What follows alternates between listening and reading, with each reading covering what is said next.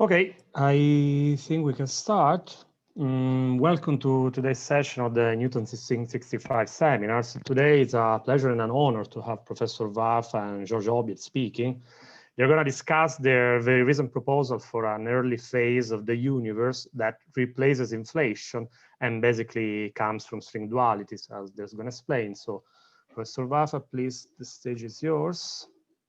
Thank you very much, Daniel. Thanks for inviting George and I to give a talk. We're glad to give a talk on topological gravity as the early phase of our universe to my student George's. This is based on the work we did recently with Pratik Agrawal and Sergei Gukov. So this is the outline of our talk. We talk first about the dualities and how that motivates this work. So we review some of the principles of dualities, and then we come to talk about the puzzles of early cosmology and what that kind of issues that raises. We then propose the topological scenario motivated by string dualities and these puzzles, and then we talk about the application of Witten's topological gravity to this scenario. And we talk about the phenomenology of our model, and we describe some analogy with QCD. So this is the basic outline of the talk. So we start with dualities. The duality symmetries, I would say, is one of the most important discoveries of string theory in the past few decades, and they are ubiquitous in string theory. They're everywhere. And what it basically boils down to is that when you take the parameters in your physical model to extreme limits, you always get some different description of the original theory. New degrees of freedom emerge, you get a new effective theory taking over, and the original description breaks down. So we don't have one description which is good for all regions. And the fact that there's no effective theory describing the whole region might sound like an inadequacy of the theory, but actually it's precisely the beautiful structure of dualities, that how they fit together to be a consistent theory nevertheless is one of the amazing features of dualities. And as a requirement for this effective theory to be changing from one description to another is that there must be new light degrees of freedom that emerge. So when you go to these extreme parameter regions, light modes appear which describe the new phase of the effective theory. So typically, this is the way to think about it if you take this picture. So if you think about this space as the space of parameters in your physical model, when you try to go to extreme limits of parameters, like far away from other points, if you take the values and take it bigger and bigger and bigger and bigger, you go to one or the other corner of the boundary of the parameter space, and in each corner you find new degrees of freedom, and this is what is characterized as the distance conjecture.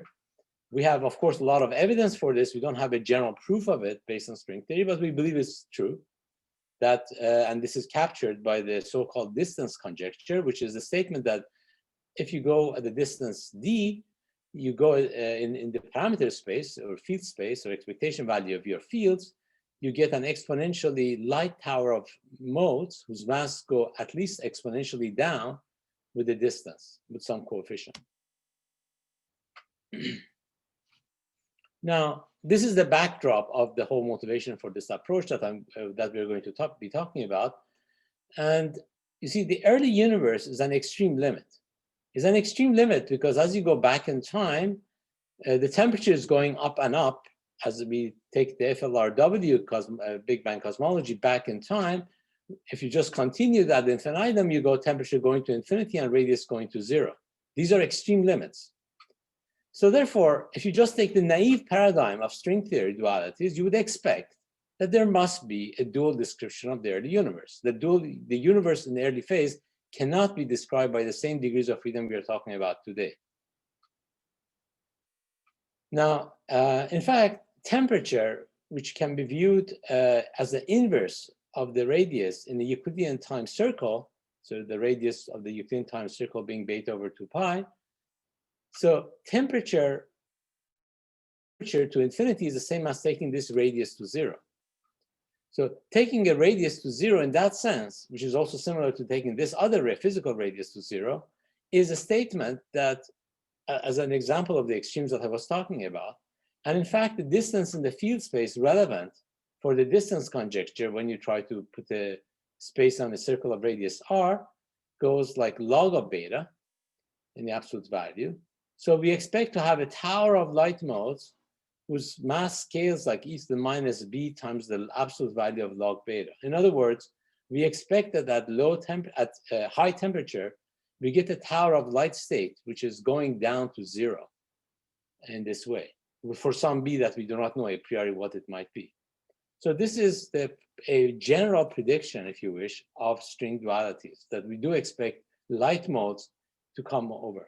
These light modes are not the light modes we're familiar with. This doesn't happen in our universe, that we have to expect this. So therefore, somehow, there must be new degrees of freedom that we are not aware of, should somehow be added into the description when we go to this extreme high temperature. Similarly, for small radius, there will be similar tower of states that you would expect to appear. Now, so this is the expectation that we have based on string dualities. So let's now revisit what are some of the puzzles of early cosmology, early universe cosmology. And it turns out that many of the puzzles of the early universe that we need to explain are vanishing statements. Some things do not depend on positions. For example, horizon problem or homogeneity. In this case, it's a statement that the gradient of the density of matter is very small or 0. In other words, it's homogeneous. Or flatness problem. That means that if you take a spatial curvature around some region, you find that they're very nearly flat. It's a very good approximation. Again, it's a vanishing statement, as we can see. Nearly scale invariant fluctuations. That is, if you take fluctuations of density, for example, or temperature, and if you compute the 2-point correlations for them, you find that in the early universe, this is almost independent of positions. Actually, there's slightly scaling, that is, there's an infrared tilt, which gives you slight dependence on x and y, but in some approximation, it's essentially xy independent with a very small amplitude. So these are some of the basic puzzles that we have in early universe cosmology. And any model of early universe cosmology tries to basically have a simple explanation of them. Now, the success of theories is measured by how easy they have a time in describing these basic salient features. Of course, once you start with these features, the rest of what we have observed in the, for example, CMB and so forth, like Planck experiment and so forth, automatically works. So this is really what you really need to connect the early universe cosmology to. So some of the popular approaches, in fact, the most popular one is inflation, which is incorporates the features that I mentioned to you. And similarly, there are other approaches like bound scenario and so forth. I'm not going to be reviewing all the possible approaches, but it turns out that these approaches, unlike the string theory, have extra features that are not natural in the form of what you expect in string theory. For example, in the context of inflation, you need an extremely fat or relatively fat potential, which is not typical in string theory. And in fact, there are some swampland conditions that kind of go against having such properties. So these are not natural, or the Trans-Planckian censorship conjecture basically tells you inflation is essentially ruled out. So depending on whether we believe that these conditions that we are getting, inflation is either in difficulty or at the very least very difficult to get in string theory. And similar for other scenarios, but what is true is that all of these scenarios are basically have the following assumption. And that is the key thing that we're actually debating, we are trying to criticize in this talk, is that the assumption is that the current description of the universe, the degrees of freedom that we are used to today, is basically correct. And maybe we have extra fields with some potential that's in the context of inflation, or maybe we have some additional derivative terms or some higher order terms. Finite number of them, finite number of fields. So in this case, the effective field theory is just supplemented by some extra ingredients to accommodate these scenarios. However, when I say that string duality happens, that you need an effective field theory breaks down, it means that it's not going to be solved by adding a few ingredients. That is, that infinitely many new fields has to be added to be complete. In other words, There is no effective theory which incorporates all of them. So said differently, one of the natural predictions we have for string theory is that there should not be an overall all-encompassing theory describing all the phases, early and late phases. So what appears to be a plus for these models where you have one framework describing everything is indeed what is not natural in string theory. We should not expect a single one. And that's not a good feature. It's actually an unwelcome feature, because we assume that in the extreme limits, we should get new degrees of freedom. Where are they in the context of these scenarios? We are missing them. So this is the missing problem for inflation or bounce as far as the stringy perspective is concerned. Of course, in the context of inflation or model, for example, you replace those early phase with something else. And so you try to avoid this issue. You don't get there. So, but a natural resolution occurs in trying to describe some of the features I just explained to you if the early phase of the universe involves a topological theory. So if you have some kind of a theory whose correlation functions do not depend on positions, like you O1, X1, etc., or Xn, or some correlations which have no X dependence, this is what is called the topological theory. And in other words, the choice of the metric should not be important in describing the physics. The physics is not metric dependent. Such quantum field theories have been studied, and they were originally proposed by Witten in realizing Donaldson theory in the physical context. But is this natural from string theory perspective? Do we expect to have theories which have no X dependence? See, if we had such a phase, if the early universe phase involved some topological theory, some of the puzzles I told you, like homogeneity and so forth, would be automatic, because there would be nothing which could depend on X. X is not measurable. Position and the distinction of position is not something that you can measure in the topological phase. So let's see if this sounds natural from the perspective of string theory or not. So one of the models, early models that proposed for the early universe for cosmology in the context of string theory is what's called the string gas cosmology. A while back, these were proposed and studied by many, many people. So the basic idea is that if you consider the theory to be, for example, let's say heterotic string for concreteness, in a universe, three-dimensional macroscopic universe of size L, periodic directions, so three-dimensional torus, periodic box, and you consider the strings in it, you have all these kind of different strings, vibrating, moving, and winding strings. And it turns out that there is a symmetry in this theory, which is called T-duality, which tells you that the theory for small and large L, there's small and large L are equivalent in the following sense. If you take a theory of a given size L, there are momentum modes whose energy go like integer over L. That's just the usual momentum modes. And then there would be winding modes, the strings winding from one side to the other, depending on the winding number, M, times the length, whose energy go like ML. And if you exchange L to 1 over L, you find that as long as you exchange the quantum number for the momentum and the winding numbers, and exchanging with M, the spectrum goes back to itself. In fact, not just the spectrum goes back to itself, the full theory is symmetric. That's what's called T-duality. Said differently, the theory for L and the 1 over L are indistinguishable. They're equivalent theories. Now, of course, something changes. What changes is that the momentum degrees of freedom are becoming very heavy if L is becoming small. But the winding modes are becoming light. So in other words, what is light and heavy exchange roles?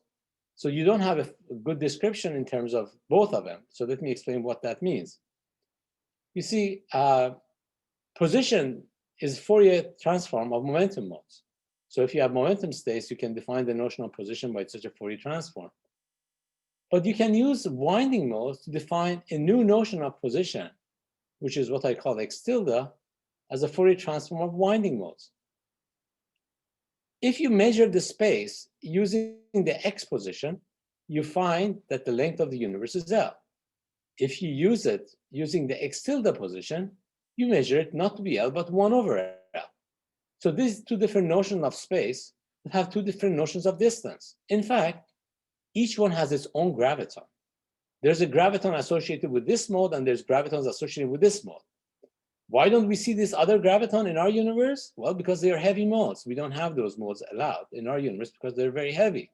And vice versa. If you go back to those early times, as L goes to be smaller and smaller, we expected the graviton for our phase to be frozen out, infinitely massed up. In other words, there is no distance, degree of freedom left over. Metric is frozen. That sounds like topological theory. Topological theory is a theory in which you only have global modes of the metric and not the local excitation. And in this case, for example, the notion of the total length and so on makes sense, but not individual fluctuation in space. So therefore, the string gas cosmology very much sounds like what we need to do is indeed some kind of a topological theory. In other words, if you go back in time, if the horizontal axis is time here, and the vertical one is temperature, so for late times, you have the momentum modes being dominant. And that's the features that we are talking about. This is like FLRW, the temperature is dropping down as we go in higher temperature. But as we go back earlier time, what happens is that the momentum modes here get converted to the winding modes. And as X gets smaller and smaller, the winding modes become lighter and lighter. And a better description is not to use X variable, but X tilde variables. And in terms of the X tilde variables, you have a temperature, the winding modes dominating the universe, and the temperature is going down, and the universe is expanding again, but now in terms of this null variable. In other words, even though from our perspective, the universe seems to be contracting forever, what's actually happening is that the new direction is opening up from the perspective of the correct variables, which are these X tilde variables. This is an example of a string duality. So this is what I basically said already. So we expect that the X tilde graviton to be the right variable for the early universe phase. So the important difficulty in extracting predictions from string gas cosmology is that we need a better description of the early phase of the universe from the perspective of X graviton. But the X graviton is frozen out. In other words, when we were trying to say, okay, what are the fluctuations for early day in terms of X, there is no X fluctuation, X is frozen.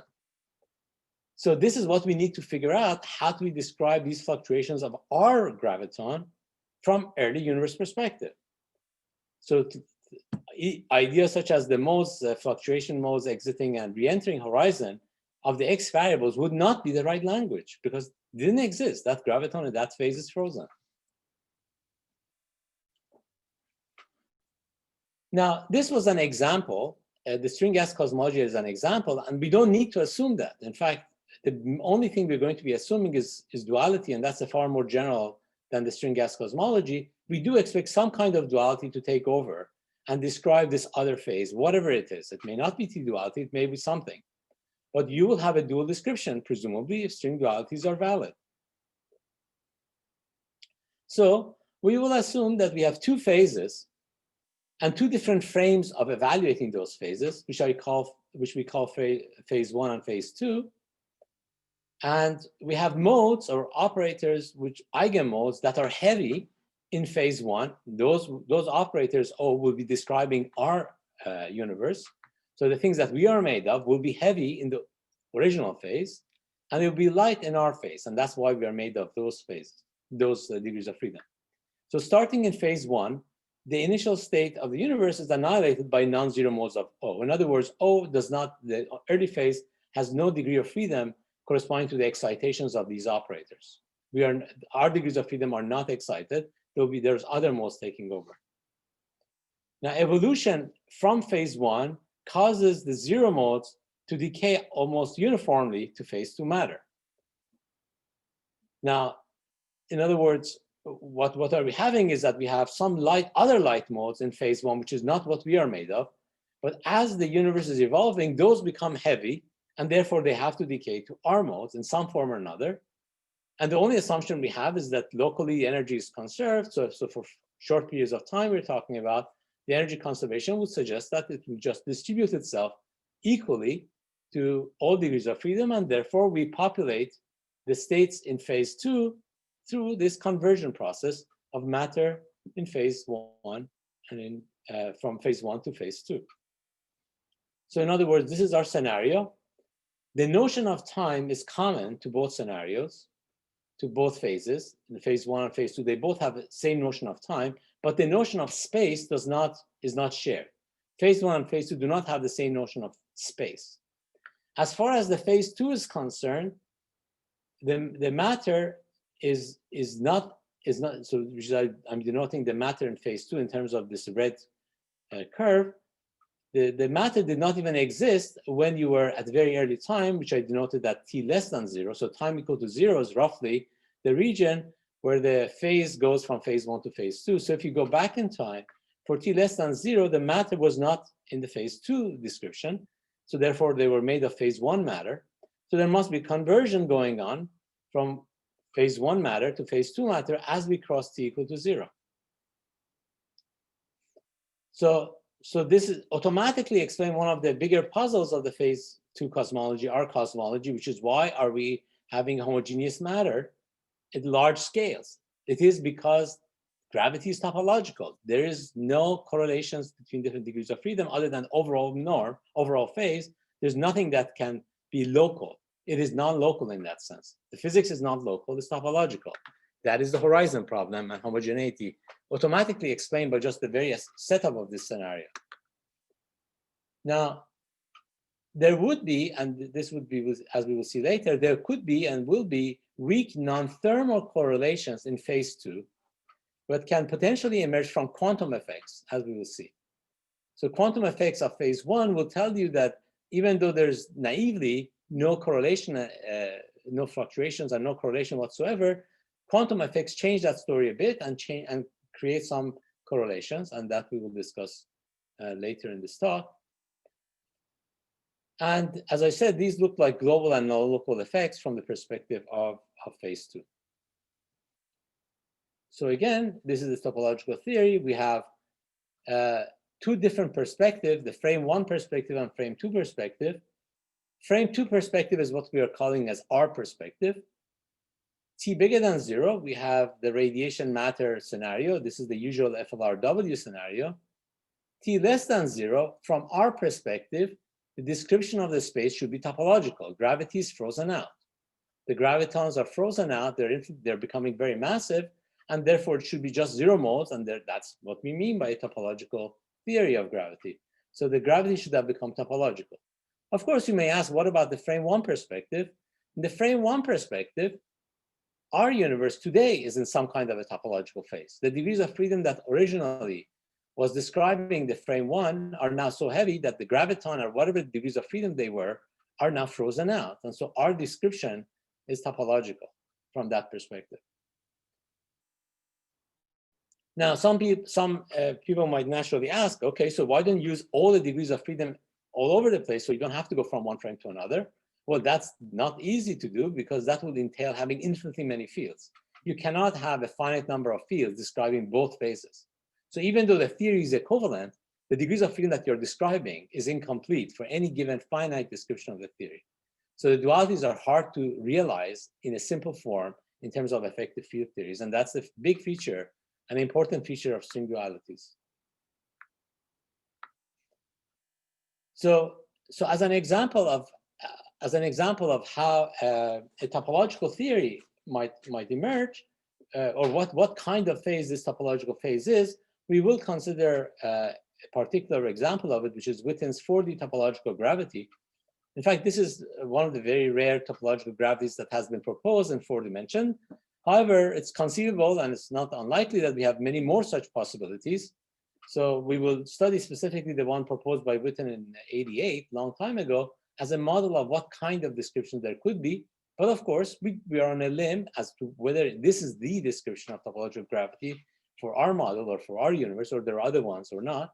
Certainly, it would be extremely interesting to explore that question and to see whether or not one has other possibilities for other description of early universe topological gravity. But at any rate, so this perspective of frame 2, this part, is our picture, FLRW, followed after a topological phase, which we take it to be Witten's 4D topological gravity. So having said that, I will let Georges continue with the second part of the talk. Okay, so I think we can proceed smoothly and then we have the discussion at the end. So yes, George, please please start your sharing. Sounds good. Yeah.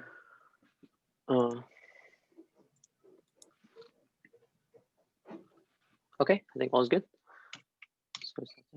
So thank you again to the organizers and for the chance to speak. So in the rest of this talk, I will just be filling in some of the details and giving an example of how our scenario might be realized. But before we get into the details, let me say a little bit about the structure of the topological theories that we will be using. So roughly speaking, so we've seen that topological theories are those theories whose correlation functions don't depend on position. But roughly speaking, an intuitive way to think about them is that topological theories are those theories that don't have any local excitations. So there's no local physics.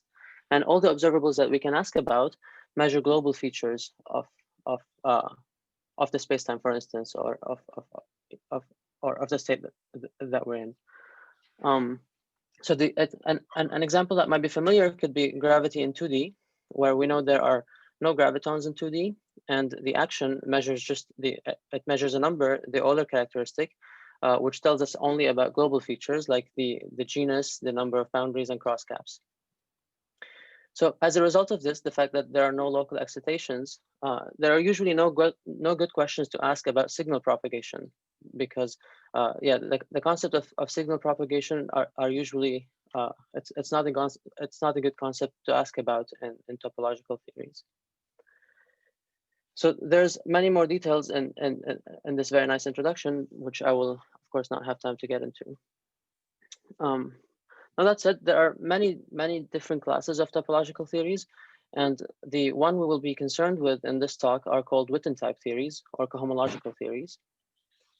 Now, all these theories have the property that they have a BRST charge operator Q, and this BRST operator is a scalar Grassmann-Odd operator. So it maps bosons to fermions and fermions to bosons, and one could think of this like the supercharge in supersymmetric theories, for example.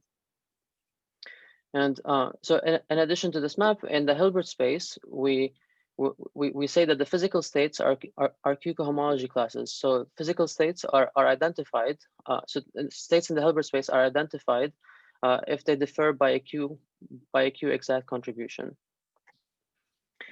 So this type of identification could be familiar, for example, from electromagnetism, where we have a gauge invariance, and this gauge invariance leads to a similar type of identification in the Hilbert space as well. Now, in electromagnetism, this gauge invariance and the identification, they make the longitudinal mode of the photon unphysical. And in the same way, these identifications make certain local degrees of freedom unphysical.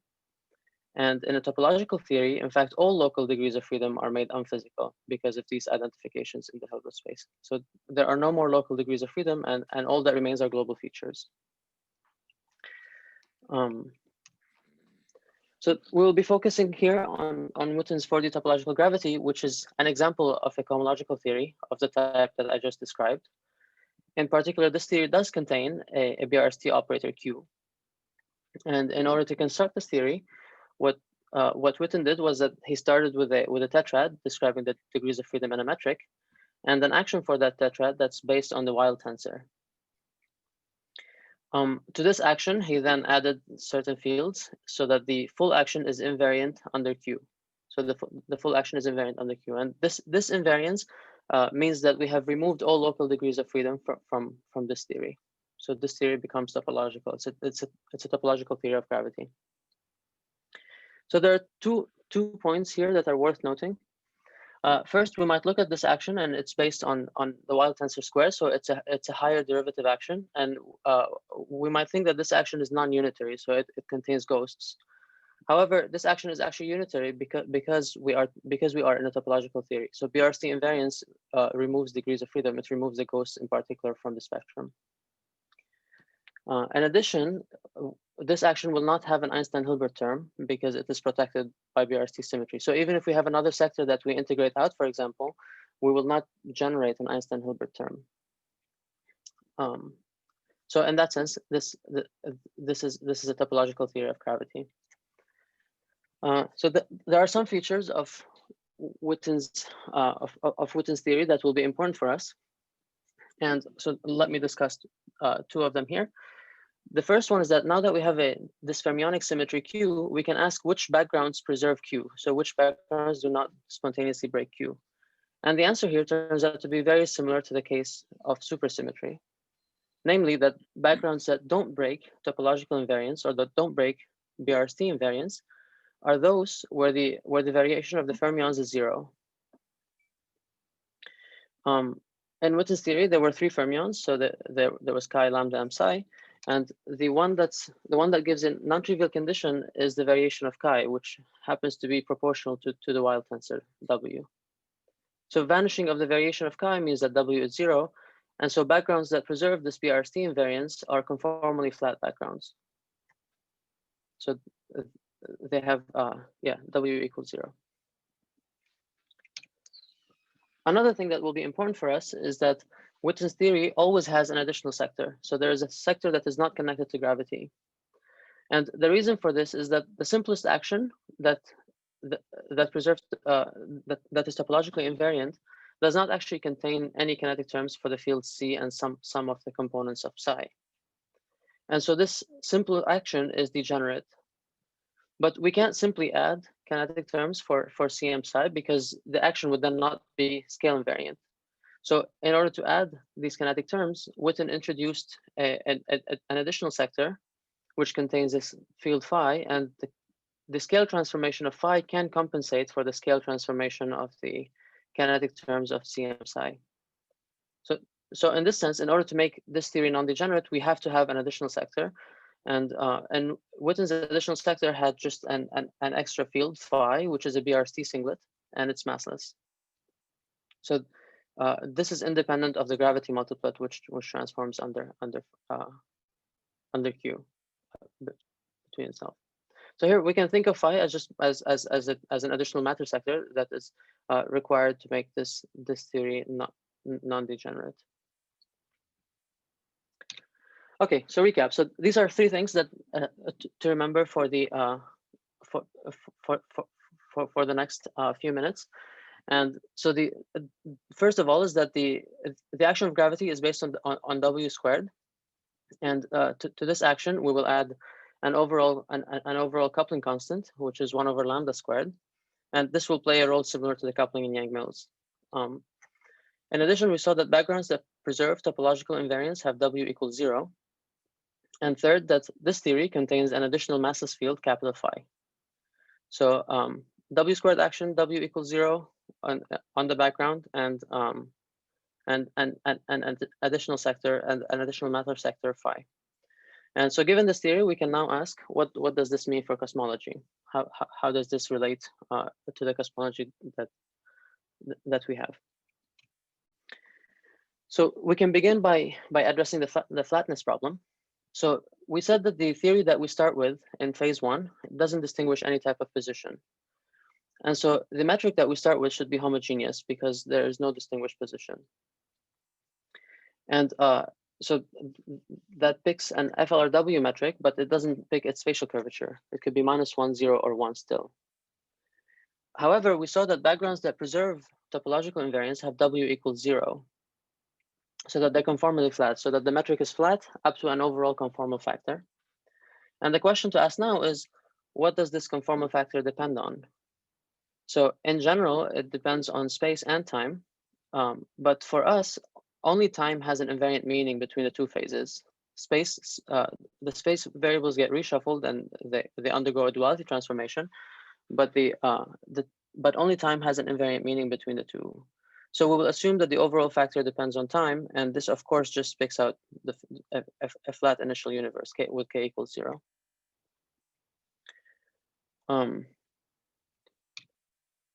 We can then talk about scale invariance, and in order to talk about scale invariance, we will introduce tau, which is the dilatation mode of the metric. So the metric is some fiducial metric up to some overall factor e to the 2 tau. We will identify this tau with zeta, the curvature perturbation that is used in cosmology. So that correlation functions of tau will be the same as correlation functions of zeta for us. And in addition, because we are in a topological theory, we expect that the 2-point function of tau is independent of position, so that in particular it's a constant. So of course, this is scale invariant classically because it's independent of position, but at the quantum level, there is an anomaly, which is given by so there's a conformal anomaly, and this is well known, and it's given by the trace of the energy momentum tensor, which is CW squared minus AE. Now, this anomaly will lead to a weak breaking of topological and conformal invariance, and it will lead to a term in the action and of this form. Now, we require there's a term in the action of this form because then the variation of this action reproduces the trace of the energy momentum tensor. So a scale variation of this is like shifting tau. So and if we shift tau, we can reproduce the trace of the energy momentum tensor as it should be. However, because there's a coupling here, tau w squared, now the effective coupling constant is no longer just 1 over lambda squared, it's 1 over lambda squared minus tau c up to some constant. And which means that the coupling constant in front of w squared runs with scale. And this running will actually be what gives us the tilt for the CMB power spectrum. And by looking at the sign here, we can figure out that it's an IR tilt. However, let's do this slightly more carefully. So how do we get an IR tilt from this?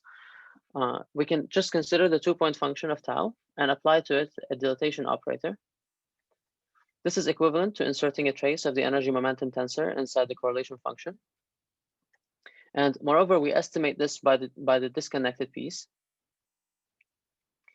So now we need to compute the expectation value of CW squared minus AE. And at weak coupling, we will be able to ignore the expectation value of E, because the expectation value of E here will receive non-perturbative instanton contributions.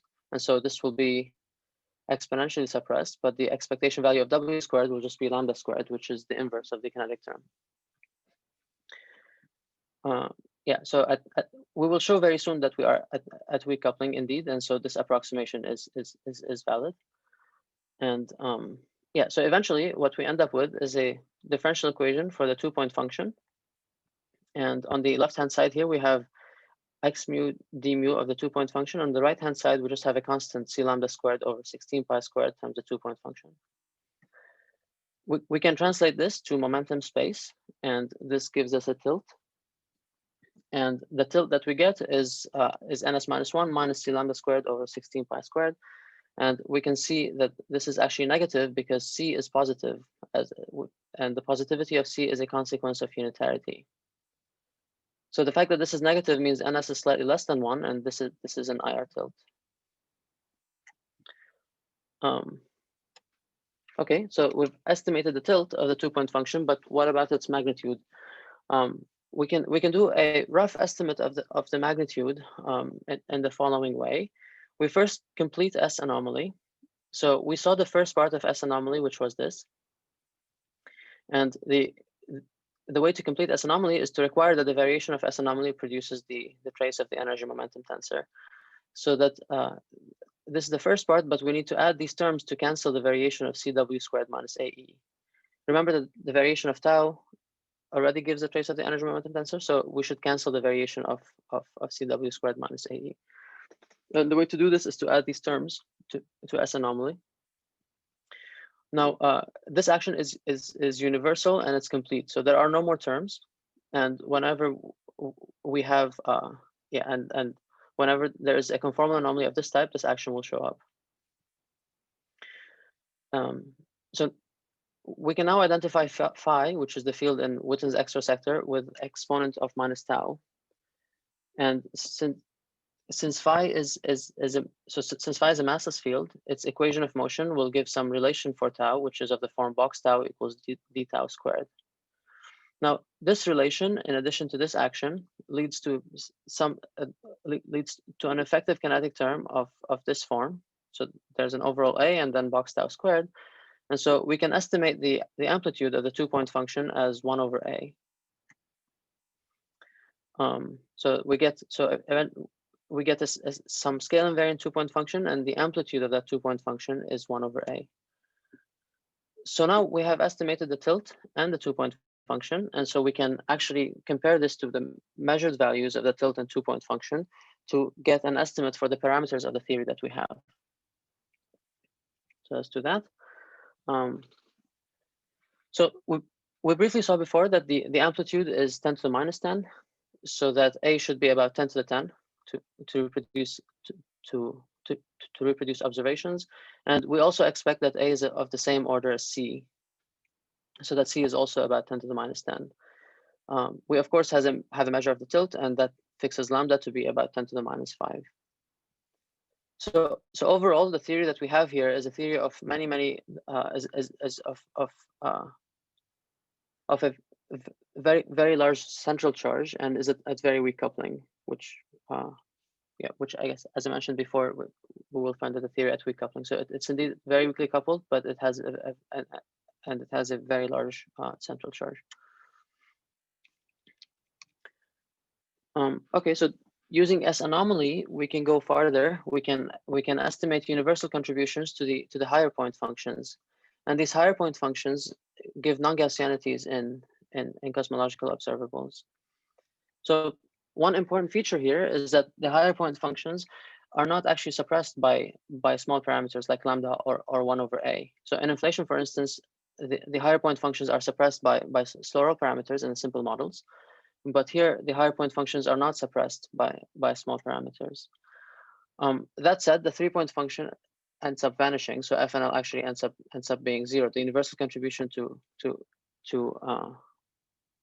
FNL ends up being 0, but this is an accidental vanishing, so it doesn't happen for the 4-point function, for instance.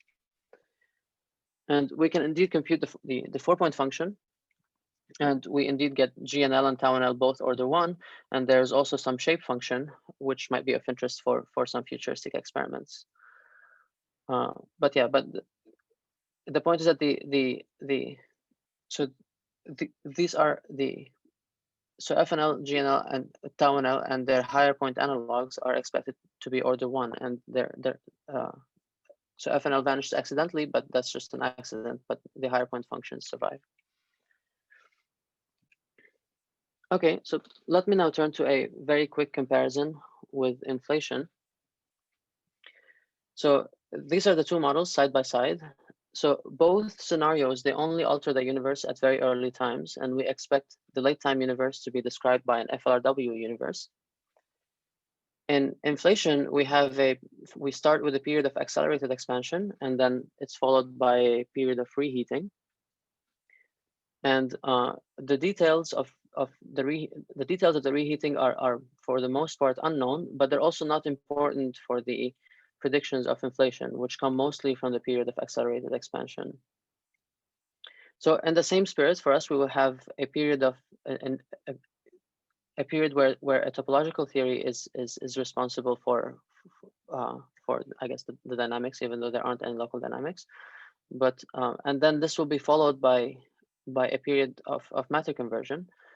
And the details of matter conversion should also not be important in the same way that the details of reheating are not important.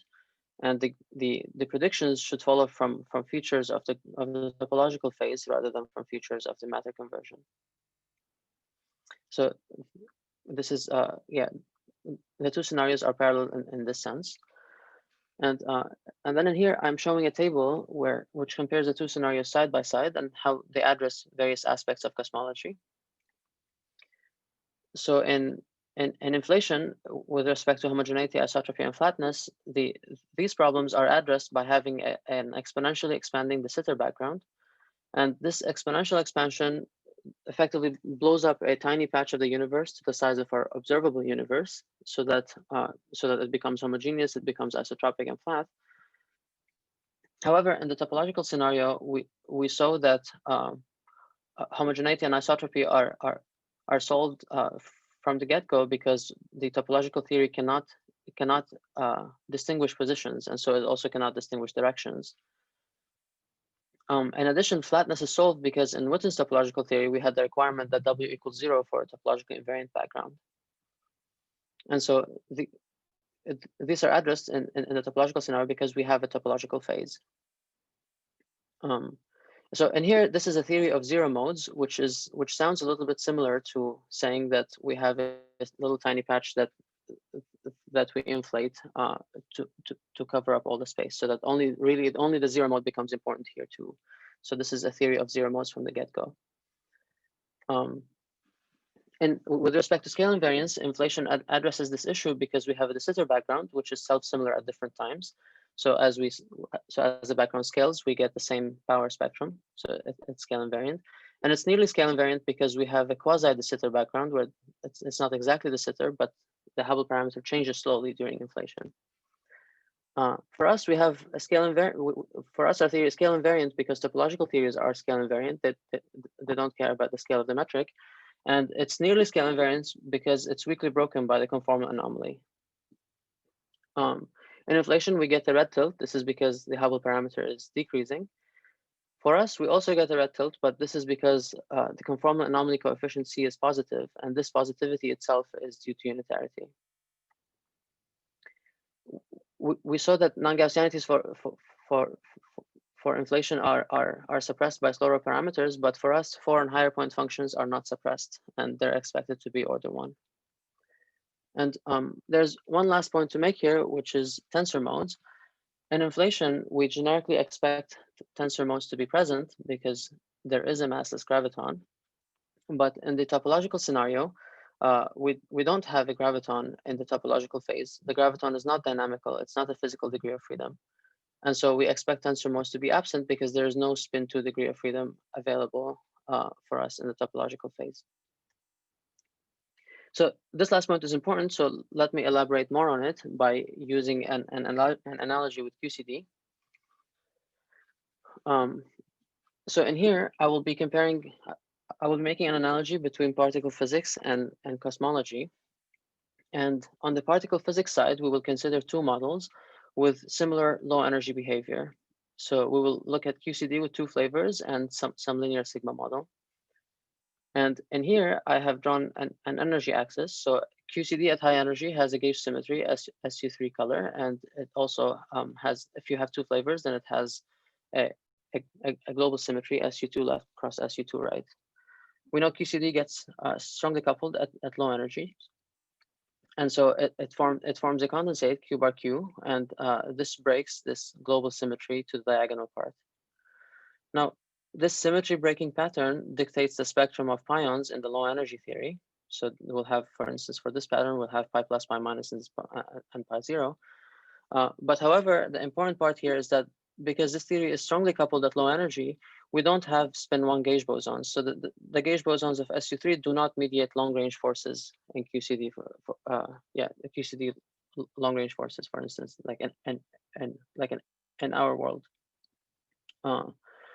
However, we might not like that this theory becomes strongly coupled here, so we can of course stop it from doing that by Higgsing the SU3 to U1 cross U1. And this way we can continue on a weakly coupled description throughout. So this way the theory won't become strongly coupled. In addition, we can break this SU2 cross SU2 to the diagonal part, and we get the same low energy spectrum of pions. Now, the price to pay here for having a weakly coupled description throughout is that the spin 1 gauge bosons of these U1s will always be there at low energy, whereas we could not see them here. So they were absent in this theory, but they are present here. And one point to make is that the low energy pion spectrum depends only on the symmetry breaking pattern, and it doesn't depend on the dynamics of how it happens. So the symmetry breaking pattern dictates the low energy spectrum of pions. Now on the cosmology side, we can draw exactly the same pictures, and instead of the energy axis, we will have this be the time axis, so that early times is the early universe. You can also think of this as 1 over energy if and that's fine. But so if the late times is our regime, so it's an FLRW universe. But as we go back to early times, gravity would want to become strongly coupled. And in a strongly coupled theory of gravity, we don't have gravitons, just like we didn't have spin 1 gauge bosons for QCD at low energy. Of course, we can prevent this from happening, and the way we do this is we inflate before gravity becomes strongly coupled. So inflation can be past eternal, and you can just continue in a weakly coupled description throughout. So we don't have to worry about strongly coupled gravity ever. But of course, there's a price to pay for having this weakly coupled description throughout, and it is that the graviton will always be present. So in this theory, there will always be tensor modes present. However, the behavior of the scalar modes can be dictated only by the symmetry breaking pattern. So this is very well known in inflation, for instance, and it's a reason for the success of the EFT of inflation, because the EFT of inflation doesn't talk about any of the model details and takes into account only the symmetry breaking pattern. And so as long as we have a symmetry breaking pattern, so for like time translation invariance is broken, then the behavior of the scalar mode is more or less set, just like the behavior of the pions in the previous theory. Right, so the symmetry breaking pattern can dictate the behavior of the scalar mode, but then the graviton would be absent in one theory, but present in the other. So finally, let me just mention a few future directions. So in here, we did some estimates of we did some estimates of observables using Witten's 4D topological gravity. But of course, as mentioned in the first part of the talk, there could be other theories of topological gravity that we don't know, and in 4D, and these theories would give different. We don't know, but these theories could give different predictions, and it would be important to find them and quantify their predictions. In addition, we had some estimates and some arguments for how topological invariance is broken by the conformal anomaly. However, this connection can be made more rigorous, and we should have a deeper understanding of how they're related, of how the breaking of topological invariance is related to the conformal anomaly. And finally, with respect to non-Gaussianities, so in here, non-Gaussianities are a target for many future experiments, and it would be good to have the tools to compute them. So in here, we provide an estimate for some universal contribution to these non-Gaussianities, but there could be other contributions, and we don't really have the tools to systematically compute them. And so since these are a target for future experiments, it would be important to have a prediction for what non-Gaussianity we expect. And right, so that's all I have. Thank you for. Okay, thank you, George, and thanks, Professor Vafa. Very nice talks and very clear. So, are there questions for either the speakers or both? There was already a question in the chat, but I'm not gonna read it. So, Jan, you can speak up if you want. Yep. So hi, you meant me? Okay, yes. Yep. Okay, so hi, thank you for very nice talk. I have a question, because I'm given to understand that you have a graviton in our phase and the dual graviton in the previous phase, and this dual graviton is described by this topological Witten theory. Yes. No. That's not what we're doing. So there's a dual graviton. We're not describing the dual graviton at all. We're describing our graviton in the original phase. In other words, the massive modes of our gravity are frozen out in the early phase, and therefore all that's left of our observable gravity is just the topological aspects of it.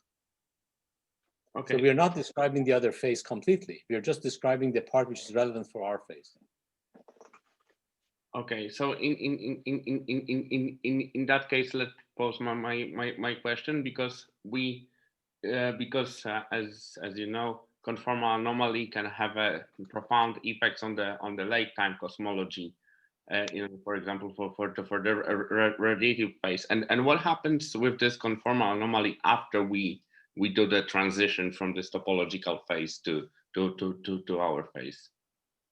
Well, understanding exactly what is the description, how that breaking of the topological symmetry gets, for example, generates the Einstein term, even before you get to that, and how subleading this new term is with respect to the Einstein term and so on, is an interesting question. We are not addressing that question, We're just describing the original phase and the imprint that it has on FLRW. And the details of what is the new phase after this topological symmetry is breaking is presumably a small, higher order derivative terms and so on that we are going to be left over with. But we don't have any a priori argument which now fixes all those because topological symmetry is gone. Okay, I see. Thank you. Thank you. Then there is a question from Ahmed Asher. So you can please speak up. Yep. Hello. I was wondering if you mentioned that the bias spectrum will be also of order 1. Did you mention that? Or the non-vanishingness starts from the tri-spectrum and above? Yeah, it's a tri-spectrum. So the bias spectrum accidentally vanishes for the contribution that we computed, but it's from the tri-spectrum and above that it's order 1. So it's even smaller than the inflationary scenario where it's proportional to epsilon. I mean, the bias spectrum in the case of slow roll inflation is proportional to epsilon. So you suggest that, I mean, it would be even smaller than epsilon, the slow roll parameter. Right. So if it exactly vanishes, it could be, but as I mentioned towards the end, there could be other contributions that we don't have. So here we computed the contributions that are dictated by the anomaly, but there can be others that we don't know about. But the anomaly doesn't give any. So that's correct. I agree. If it's only the anomaly contribution, then it's smaller than inflation. I agree. The 3-point, yes. The 4-point is the opposite. Okay. The 3-point, yes, but 4-point is bigger. Yeah. Thank you very much. Okay, there is a question by John. You wanna say it yourself, John, or should I read it? Yeah, I can say it myself. Yeah. Please go on. Very, very stimulating paper and talk, folks. Thank you. So my question is there a well-defined notion of a slightly or weakly broken topological theory? I mean, what is the expansion parameter, and how do I specify the various contributions to the correlation functions? Well, that is a very good question. Those are precisely the kind of questions when we would like to answer when we go to a closer description of R phase. You see, in some ways, topological symmetry is like a supersymmetry. So there's a BRST symmetry which plays a very much similar role that supersymmetry does. So it's everything we know in the context of supersymmetry breaking and small parameters that would apply to topological symmetry in principle. So having said that, we should work out concrete models of topological symmetry breaking and scenarios which implement that to have a more complete picture of the model or scenario we're proposing. So, but the idea is in some sense very similar to supersymmetry.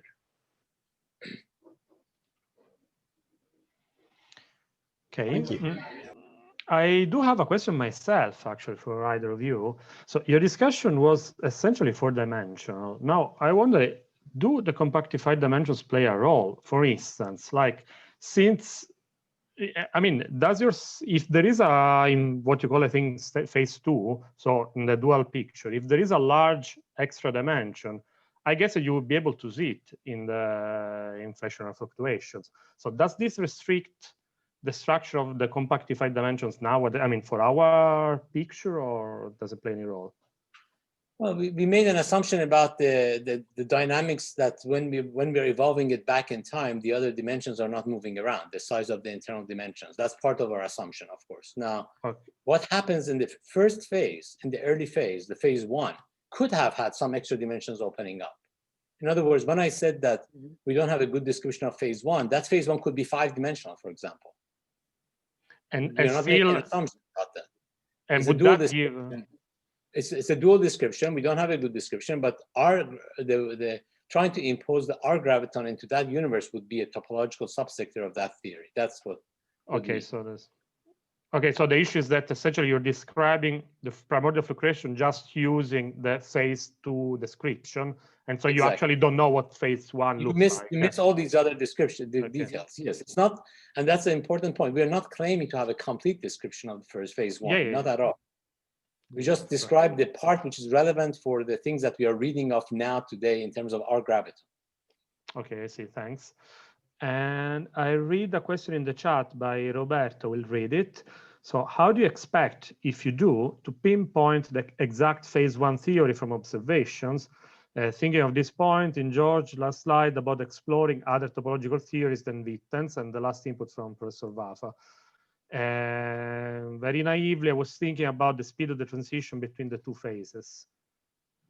Yes, I think that the details, of course, needs to be worked out. What can you see? I would imagine the conversion process and what Roberto is suggesting is the speed of transition or the nature of the transition should have some subleading impact on the observations.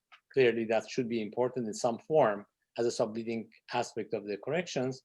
So I sympathize with the suggestion. How quickly this transition happens and so on should have some impact. So here we're just assuming that that should not change the general scenario, but there would be certainly subleading pieces like that. Okay. The impact, perhaps one point to add is that the impact might be on small scales. So just like perhaps reheating can change small scales, but on the very large scales, it's probably, yeah, if the transition happens fast enough, then it's probably just dictated by the topological scenario, dictated by the topological phase. Similar to what happens in inflation, for example. Similar to what happens in inflation, yeah. Can I ask a question about the Yes. phase one? So in phase one, can you? So I want to think of it in the dual space-time description as like a contracting phase. So is it could I think of it, could it be curved? Could it have curvature and it's contracting? And what can we say about the early stages of that phase? For phase one description, we're not even you mean in terms of the x tilde variable or x variable? X tilde. Well, x tilde variable would presumably be something similar to our description, but in terms of the x tilde. So when x tilde is variable, if the universe was 3 + 1 dimension, which we don't know. So as I said in the answer to Daniel's question, we could have had the phase one could have been a 6-dimensional theory, for example, or it could have been some other dimension, or maybe not even geometry or something else. So we're making an assumption. So here, when we talk about 3 + 1 and the Witten's topological gravity, we had a very specific description for what phase one looks like from phase two prescription. Otherwise, I wouldn't be able to say. So phase one for us is a black box, but luckily it's a black box. We don't need to know too much to tell something about our phase.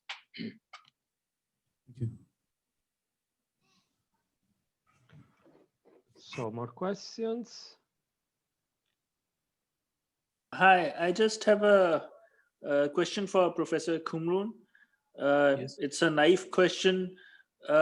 Initially, when you say that, of course, it's topological theory, so it is independent of metric. But like when I read literature, so in the end, when you talk about coupling to gravity, so I mean, at the end, metric comes in because, I mean, obviously, GR, general relativity, is all about metric, this type of metric, that kind of metric. Yes. So how does the theory remain topological when you somehow combine metric at the end? No, so just to be clear, in phase one, it's topological. And when we say it does not depend on metric, it doesn't mean that it does not depend on any aspect of metric. It depends only on global aspects of metric. So we do have a topological gravity theory, which is about metric, but position-dependent questions are not good questions in that scenario. It's topological. Now, your question is, ultimately, we do need position-dependent, and yes, indeed. So the topological symmetry is getting broken when you go from phase one to phase two. That breaking of topological symmetry will initiate Einstein terms and other aspects, and to graviton modes, the spin modes of graviton, and so on, which will be there in the FLRW scenario. So there's a topological phase and the broken topological phase. Our phase does not have a topological symmetry. So therefore, yes, indeed, we do have the regular graviton in our phase. Right. And regardless of topological gravity, in the basic topological string theory, does metric enters, or is it always independent of metric? So first of all, you don't really mean topological string theory. You mean there's a topological string theory, which is topological gravity in 2 dimensions. I'm not talking about that. We're talking about topological gravity in 4 dimensions. So in that theory, gravity metric does enter, but only the global modes of the metric. Only the global modes. There's no position modes. In other words, you cannot get x-dependent correlations. They're non-observables. Right. Thanks.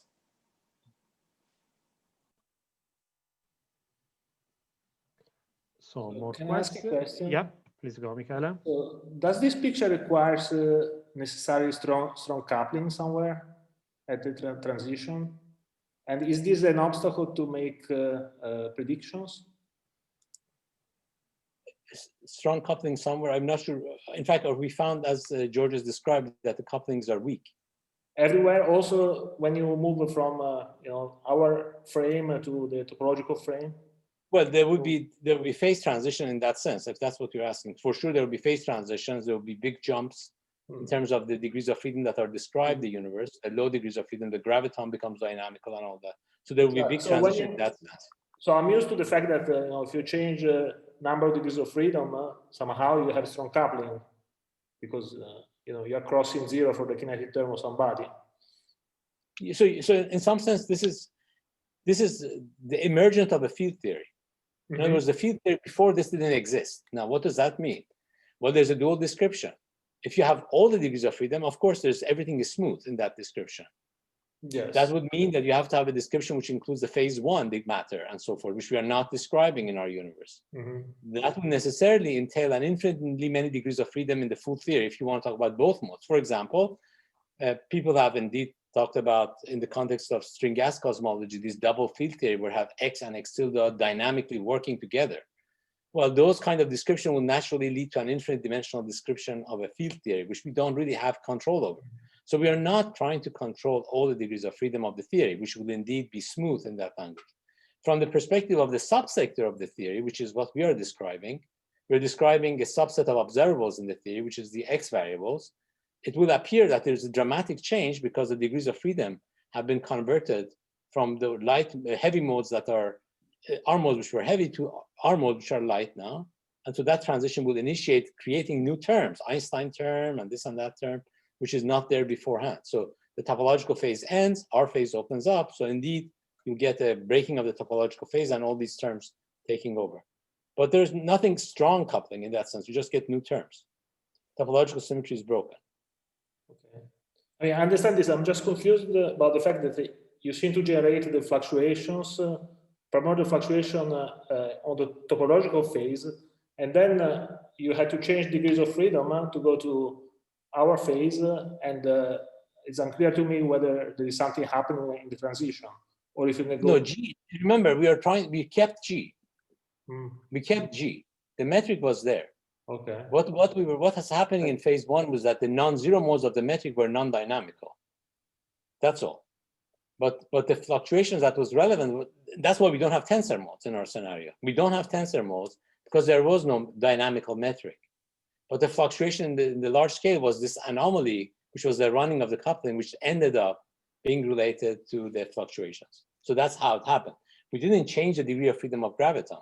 We just get corrections to the graviton and new modes, which I haven't talked about. We didn't talk about the analog of the momentum modes or matter modes and all that, which will couple and give us our FLRW. So we didn't describe that, but yes, there will be also those. But the gravity was common.